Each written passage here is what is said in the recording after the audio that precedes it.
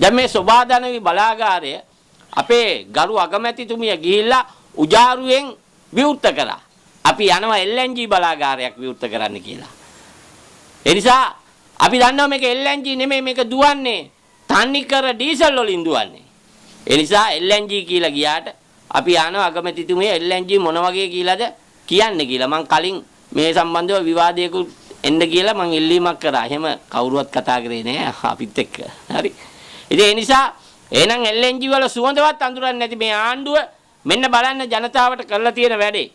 දැන් මේ බලාගාරයේ කිසිම විදුලි ඒකකයක් නිපදවන්නේ නැතුව මේ ජුනි මාසෙයි ජූලි මාසෙයි ගෙවලා තියෙනවා රුපියල් මිලියන 1644. කොහොමද ඒක? මාස දෙකට. දැන් ජුනි මාසේ ගෙවලා තියෙනවා රුපියල් මිලියන 340යි. 0.88. ඒ වගේම තමයි ජූලි මාසේ ගෙවලා තියෙනවා රුපියල් මිලියන 1302යි 0.98යි. මේ දෙක එකතුව තමයි මං කිව්වේ රුපියල් මිලියන 1644ක් ගෙවලා තියෙනවා ඩීසල් කඳුලක් වියදම් කරන්නේ නැතුව කිසිම විදුලි ඒකකයක් නිෂ්පාදනය කරන්නේ නැතුව මේ ආණ්ඩුව අපූර්වට ඇග්‍රීමන්ට් අත්සන් කළා මේ විදිහට තමයි කටයුතු කරලා තියෙන්නේ. ඉතින් අපි බලාපොරොත්තු වුණු මේ ආණ්ඩුවට දුන්නු ජනවරම 133ක් කොහමද අඩු කරන්නේ මේ අය? ඒ නිසා ඒවා බොරු. ඒ නිසා මේ අය තෙල් රහට පුරුදු වෙලා ඉන්නේ. LNG ප්‍රොමෝට් කරනවා මේ ආණ්ඩුව. හැබැයි දුවන්නේ ඩීසල් වලින්. රයිට්? LNG ගැන තව වංචාවක් මම කියන්නම්. දැන් අපි ඒ වගේම මේකේ තියෙන භයානක කාරණේ අපි ඊගාව මාස වලට එමු. දැන් මම ඉස්සෙල්ලා කිව්වේ ජූනි ජූලි. ඊට පස්සේ අගෝස්තු මාසේ එනවා. අගෝස්තු මාසේ මේකේ අපි දන්නවා එනර්ජි කොස්ට් එකට එකතු වුණාම කැපැසිටි චාර්ජස් යුනිට් ප්‍රයිස් එක 1239ක් කියලා දිනවා. කොහොමද යුනිට් එක පිරිවැය 1239ක් වෙලා? එක යුනිට් එකක්. කොහොමද IMF එකේ පදේ හැටියට පිරිවැය ගණනය කරන්න කිව්වොත් කොහොමද කියලා තමයි තියෙන්නේ. හැබැයි මේකේ කැපැසිටි චාර්ජස් එක 1239ක් වෙනකොට අපි දන්නවා එනර්ජි කොස්ට් එක නැත්නම් ඒකක පිරිවැය කැපැසිටි චාර්ජස් නැතුව රුපියල් 82.20ක් වෙලා තියෙනවා. රුපියල් 82.20ක් වෙලා. ඒ වගේ අපි ගත්තොත් සෙප්තැම්බර් මාසේ 54.70ක් වෙලා තියෙනවා. ඒ වගේම ඔක්තෝබර් මාසේ 53.54ක් වෙලා තියෙනවා.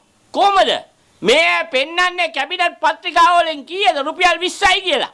ඒ නිසා තමයි මම හැමතිස්සම කියන්නේ මේ ආණ්ඩුව නංගි පෙන්නලා අක්කන මේ දෙන්නේ මිත්තණිය කියලා. හරි? මේ හරිනේ. මේ දත්තත් එක්ක දැන් කොහමද අගේ? ඒ නිසා LNG කතා කරනවා දුවන්නේ ඩීසල් වලින්. එතකොට අපි කිව්වේ 70ට එහා කියලා බැලුවම 82.80ක් වෙලා තියෙනවා. මෙන්න ප්‍රෝඩාව. දැන් මේ සහස්දනව කැබිනට් පත්‍රිකාව මොකද්ද තියෙන්නේ? LNG ඒකකයක් ඒගොල්ලෝ ගන්නවා කියලා කියන්නේ කීයටද? රුපියල් 20ට. 20ට කොහෙද LNG ගන්න තියෙන්නේ කියලා අපි මේ ආණ්ඩුවෙන් කල්නුත් ඇහුවා 20.15ට. හරි? ඒ නිසා මේ පිළිබඳ මහජන උපයෝගිතා කොමිෂන් සභාව ලියුමක් නිකුත් කරලා තියෙනවා. මේ ගණන් හිලව් වැරදි. අමාත්‍යාංශ ලේකම්වරයාට මේවා නිවැරදි කරන්න කියලා. හැබැයි කැබිනට් මණ්ඩලය මොකද්ද කරන්නේ? ලන්ත පැපොල් තොත්ත බබාලා වගේ මොකද්ද මේගොල්ලෝ කරන්නේ? මේගොල්ලෝ කැබිනට් පත්‍රිකාවට අත්සන් කරනවා මේ අවුරුද්ද 2025 අප්‍රේල් 3 වෙනිදා. ඒගොල්ලෝ කියන්නේ ඒ වෙලාවේ මොකද්ද කියන්නේ? ඩීසල් ලීටරයක් 110යිලු. හරි? එතකොට ඇමරිකානු ඩොලර් එකක් 195යිලු. දැන් මේවා මේගොල්ලෝ දන්නේ නැද්ද? එහෙනම් මේගොල්ලෝ ඉස්කෝලේ ගිහිල්ලා නැහැ. කිසිම හසරක් දන්නේ නැති කිරිබොන බබාලා වෙන්න ඕනේ. ඒ නිසා කැබිනට් මණ්ඩලය දැනගෙන නොමග ගිහිල්ලාද? අපි යන්නේ දැනගෙන නොමග ගිහිල්ලාද කැබිනට් මණ්ඩලේ? ඩීසල් ලීටරේ ප්‍රයිස් එක දන්නේ 110යි. හැබැයි 195යි ඩොලරේ මිල කියලා මේගොල්ලෝ දන්නේ නැද්ද? ඒ නිසා රටටම බොරු කරලා අර ජනාධිපතිතුමා අයවැය කතාවේදීත් කියනවා මහා පට්ටපල් බොරුවක්. මොකද්ද? සුළං විදුලිය 11ට ගන්නවලු. හැබැයි ජනාධිපතිතුමා ඔයා දන්නේ නැතුව ඇති. හැබැයි මේ අය 20.7ට සුළං වලට අස්සම් කරනවා. කැබිනට් පත්‍රිකාවක් දාලා ඔබතුමාලා අනුකාරක සභාවකට පත් කළා. ඒ නිසා ජනතාවට ජාතිය අමතලා ජනාධිපතිතුමාට බොරු කියන්න උපදෙස් දුන්නේ කවුද කියලා මේවා හොයන්න. ජනාධිපතිතුමා කඩේ යවලානේ නිලධාරීන්. අනේ පව්. හරි. ඒ නිසා අපි කතා කරන්නේ ඕගොල්ලන්ට පව් කියන්නේ නෙමෙයි. හැබැයි ජනතාවට පව් කියලා අපි කියන්නේ. ඒ නිසා ජනතාව බලාපොරොත්තු වෙන 133 සහනෙත් නැහැ. එතකොට මං සඳහන් කරේ මේ සහස් දනව් මගඩියෙන් වෙන්නේ මීට එහා දෙවන්ත පාඩුවක්. ඒ නිසා LNG පර්යන්තය රටේ හදලත් නැහැ. හදන්න සැලසුමකුත් නැහැ. මේවා ඉදිරියට යන්නේ නැහැ. සැලසුම් තිබ්බට ක්‍රියාත්මක කරන්නේ මේ අය. ඒ නිසා මොකද 3-in-1 මෑන් ඉන්නවනේ. එයා අමාත්‍යංශ ලේකම් මං හැමතිස්සෙම කියන්නේ. එතකොට මණ්ඩලයට සභාපති කෙනෙක් දාන්නේ නැහැ මේගොල්ලෝ තාම. මොකද හොරවංචා එක්කෙනෙක්ගෙන් කරගන්න. ඒකනේ මං 3-in-1 කියන්නේ. එතකොට එයා තමයි සභාපතිත් මණ්ඩලේ. එයා තමයි LNG කියන කුප්‍රකට සමාගමේ මේ සභාපති. ඉතින් මේවා ලස්සනට වෙනවා. ලස්සනට හදලා. ජනතාව පැතු වෙනස මේකයි. දැන් එදා 3 දෙනෙක් හොරකම් කරපු එක අද එක්කෙනෙක් ලවා හොරකම් කරව ගන්නවා මේ ආණ්ඩුව. හරි? ඒ නිසා ඒක තමයි පැහැදිලි. මේක පුදුම ආණ්ඩුවක්, දුක්ගින්දර ආණ්ඩුවක් කියලා තමයි අපිට කියන්න වෙන්නේ.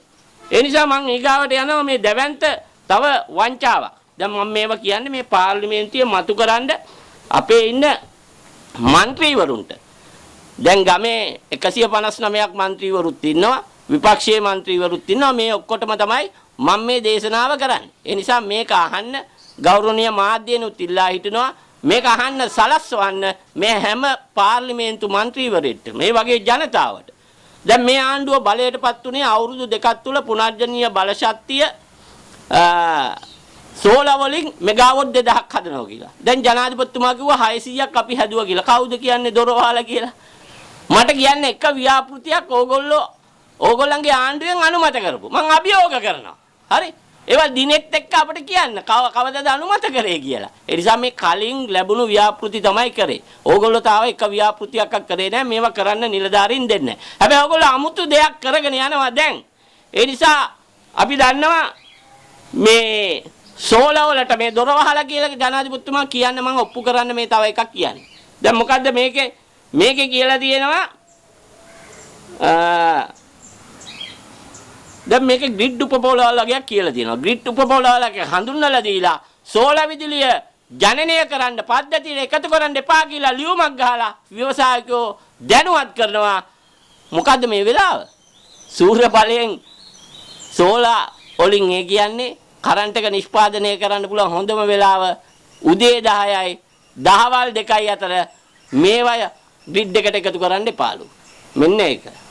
දැක පැත්තකින් මේ ආණ්ඩුව බැටරි ප්‍රොමෝට් කරනවා. මේ බැටරි ප්‍රොමෝට් කළා දැන් මේ බැටරි සඳහා ඇප්ලිකේෂන් දුන්නට එක කාර්යාලයකින්වත් මේවා බාරගන්නේ නැහැ. ඇහුවාම කියන අපිට මේ පිළිබඳ උපදෙස් දීලා නැහැ. හැබැයි මේක වෙබ් එකේ ගියාම ලංවීමේ වෙබ් එකේ තියෙනවා. එතකොට මේ වෙබ් එක කියන එක මේ නිලධාරීන් ඉංජිනේරුවෝ ගණන් ගන්න නැද්ද කියන ප්‍රශ්නේ තියෙනවා. අමාත්‍යංශ ලේකම්වරයා ඔයේ ඉන්නවා. ලොන්ත පැපොල් බබා වගේ. මෙයා බබා. හරි? එතකොට මේවා තේරෙන්නේ නැද්ද මේ ආණ්ඩුවයට? එතකොට ඒක තමයි ජනාධිපතිතුමා අපි කියන්නේ ඕගොල්ලෝ සෝලවල දොර වහනවා කියලා. ඕගොල්ලන්ගේ මැතිවරණ පොරොන්දුවේ තිබුණේ අවුරුදු 2 ඉලක්කය ඕගොල්ලන්ට කරගන්න බෑ. හරි? හැබැයි එහෙම බැරියාව තියෙද්දි ඕගොල්ලෝ කරනවා තව ජඩ වැඩ ටිකක්. දැන් අපි පහුගිය ටිකේ කතා කරා. ඕගොල්ලන්ට මතක ඇති. තෝරාගත්ත සෝල ව්‍යාපෘති 9ක් සහ සුළං විදුලි බලාගාරයක් ඕගොල්ලෝ 10ක් තෝරගෙන තියෙනවා. අපට ආරංචියක් තියෙනවා මේ 500 ගාන ෂෝට් ලිස්ට් කළා 49ක් තෝරගත්තා. 49න් 10ක් තෝරගෙන මේ 10 තෝරගෙන තින්නේ ඕගොල්ලන්ගේ මැතිවරණ වලට කඩේ ගිය විවසායකයෝ කියලා අපිට තොරතුරු ලැබිලා තියෙනවා. අපි ඒවා ඉදිරියේදී රටට හෙළිදරව් කරන්න බලාපොරොත්තු වෙනවා. එකින් එක ගෙනල්ලා. මේවා අපි අපරාධ පරීක්ෂණ දෙපාර්තමේන්තුවට අපි ලබා දෙන්න කටයුතු කරනවා. දැන් ඕගොල්ලන්ට මේ ගැළවීම් වලින් ඔක්කොටම ගැලවෙන්න පුළුවන් තව දෙයක්ත් තියෙනවා.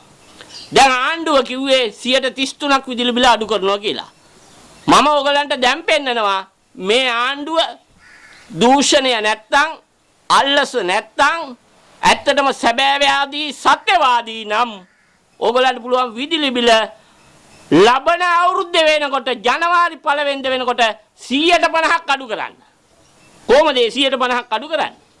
දැන් මංගාව තියෙනවා මේ ප්‍රොපෝසල් එකක් සියලු අනුමැතියන් ලැබිලා තියෙනවා. දැන් විදුලි බල මණ්ඩලයේ සභාපති සහ අමාත්‍යංශ ලේකම්ගේ අනුමැතිය විතරයි ලැබෙන්නේ තියෙන්නේ. මේ ආයතනය ලංකා ආලෝක AB ප්‍රයිවට් ලිමිටඩ්.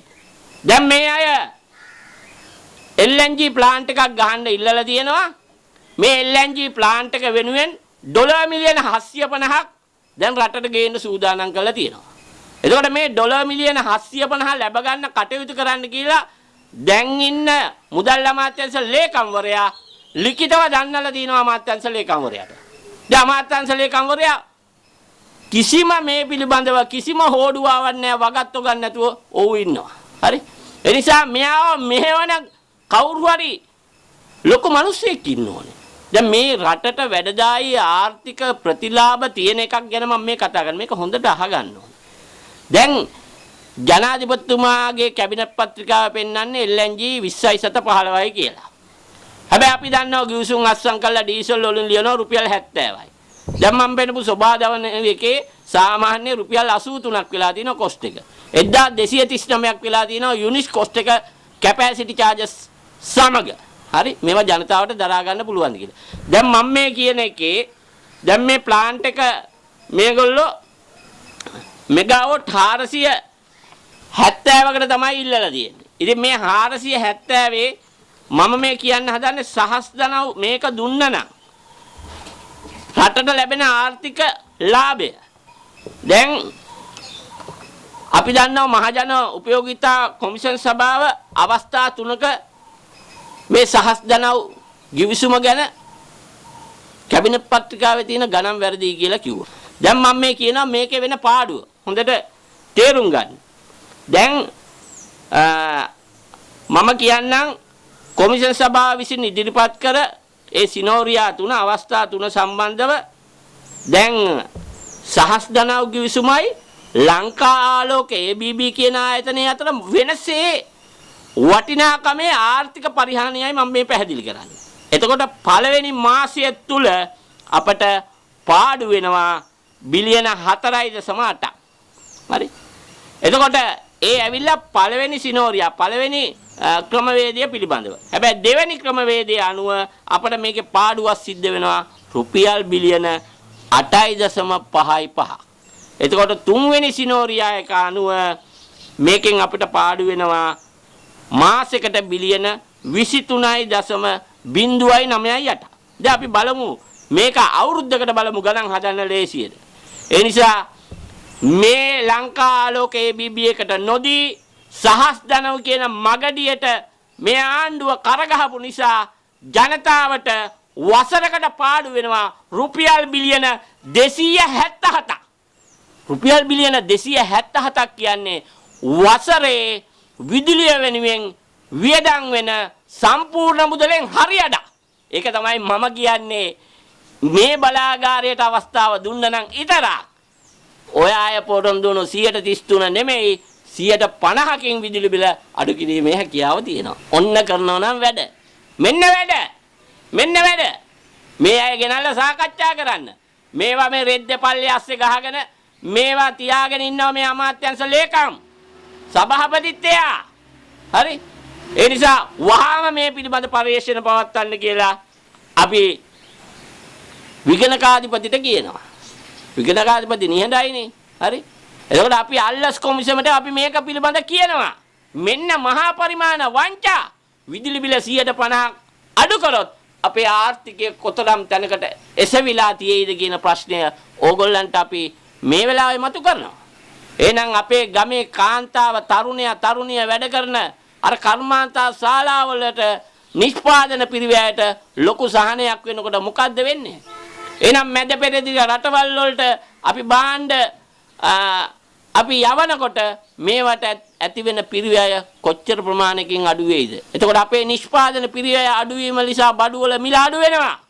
ඒ සහනය දෙන්න මේ ආණ්ඩුව මැලිකමක් දක්වන්නේයි කියලා අපි අහනවා. ඒ නිසා මේක ක්‍රියාත්මක කරොත් මේ රටේ අපි හිතනවට වඩා දැවැන්ත පරිවර්තනයක් ඇති වෙන්න පුළුවන්. ඒ නිසා මේ කමිටු දාලා කරන්න බෑ මේවා අනීතික වැඩ. මොකද සෝලා වලට කමිටු දාලා ඒගොල්ලෝ රේට් හදනවා.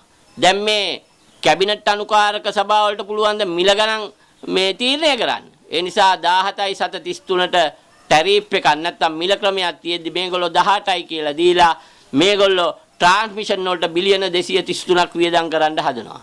එතකොට එහෙම බැලුවම සෝලා ඒකකයක මිල 56ක් වෙනවා. දැන් මේ ඔක්කොම කරන්නේ කල් මරන වැඩ. මේවා කරන්නේ නැහැ. ප්‍රතිපත්තියක් විදියට විදුලි බල මණ්ඩලයේ අවුරුදු ගානක ඉතලා තීන්දුවක් දුන්නා ට්‍රාන්ස්මිෂන් උත් අදාළ ඒ ව්‍යවසායකයා විසින් අදින්න ඕනේ කියලා. මොකද මේවා ටෙන්ඩර් ක්‍රමවේදයට යනකොට රජයට මේවට කරගන්න කාලය නැති වෙනවා. එතකොට ලිකම්ම කැපැසිටි චාර්ජස් ගෙවන්න වෙනවා. ඒ නිසා දැන් අපිට වෙන්නේ ගෙදර ගියත් අඹුනසි මග සිටියත් ඕනසි කියන වගේ වැඩේ තමයි මේ විදුලි පාරිභෝගිකයට වෙලා තියෙන්නේ. ඒ නිසා ඒ අය බලාගාරය ගහලා ජාතික පද්ධතියට එකතු කරේ නැතත් ඒ අයට කැපැසිටි චාර්ජස් කියලා මුදල් ගෙවනවා. හැබැයි ඒ වෙනුවෙන් පාරිභෝගිකයට වියදම දරන්න වෙනවා. ඒ නිසා ඒගොල්ලෝ මේක වැඩේ කරත් නැතත් ඒගොල්ලන්ගේ මුදල ඒගොල්ලන්ට හම්බ වෙනවා. විදුලි බල මණ්ඩලයේ කොමිස් කාක්කන්ගේ දොළපිදේන ටික හම්බ වෙනවා. ඒ නිසා මේවා ක්‍රියාත්මක වෙන්නේ නැහැ. මොකද මේගොල්ලෝ ඉදිරි වටපිටාව හදන්නේ මේගොල්ලන්ගේ මාපියාවේ තියෙන ඩීසල් බලාගාරවල අවශ්‍යතාවය සපුරන්න තමයි කටයුතු කරන්නේ. ඒ නිසා මේ LNG කියන එක මහා පට්ටපල් බොරුවක්. ඒ වගේම LTL කියන ආයතනයේ විෂමතාවද කෝප් කමිටුවේ කතා කරනවා ලොකුවට. ඒ නිසා ජනතාවගේ ඔළු වෙනස් කරන්න මේ සංදර්ශන දාන්න එපා මාධ්‍ය. ඒ නිසා ඒ අයට නීතිය ක්‍රියාත්මක කරන විධායක බලයක් ආණ්ඩුවට තියෙනවා. එහෙනම් ඒ විධායක බලය ක්‍රියාත්මක කළා මේ එක වසරකට ලාභාංශ ගත්ත කෙනෙක් ඉන්නවා මිලියන 900ක්. ලස්ස 9000ක් යකෝ ලාභාංශ අරගෙන. ඉතින් මේ මිනිස්සයා නියඬව ඉන්නවා. ඒක නිසා නීතිය ක්‍රියාත්මක කරන්න මාධ්‍ය සංදර්ශන එපා. සංදර්ශන අපි අවුරුදු ගානක් තිස්සේ දැකලා තියෙනවා. ඕගොල්ලෝ කියන 75 වසර තුලත් අපි දැක්කේ සංදර්ශන. ඒ නිසා නීතිය ක්‍රියාත්මක කරන්න කෝප් කමිටියේ සභාපතිතුමා ඇතුළු මේ ඉක්මනට වාර්තාව සපයන්න විගණකාධිපති ඉන්නවා. ඔය කෝප් කමිටුවට ගෙනල්ලා මම එහෙම කෝප් කමිටියේ සභාපතිනිය නම් මං එන්න කියනවා පොලිස්පතිතුමාට. මං එන්න කියනවා විගණකාධිපතිට. මං එන්න කියනවා අල්ලස් කොමිසමේ සභාපතිතුමාට. එවෙලේ ප්‍රශ්න කළා එවෙලේ අත්අඩංගුවට ගන්න කියලා තමයි අපි නම් වැඩ කරන්නේ. හරි? අන්න ඒව තමයි ඍජු ප්‍රතිපත්ති තියාගෙන අල්ලස දූෂණය නාස්තියට එරෙහිව වැඩ කරනවා. බොහොම ස්තුතියි.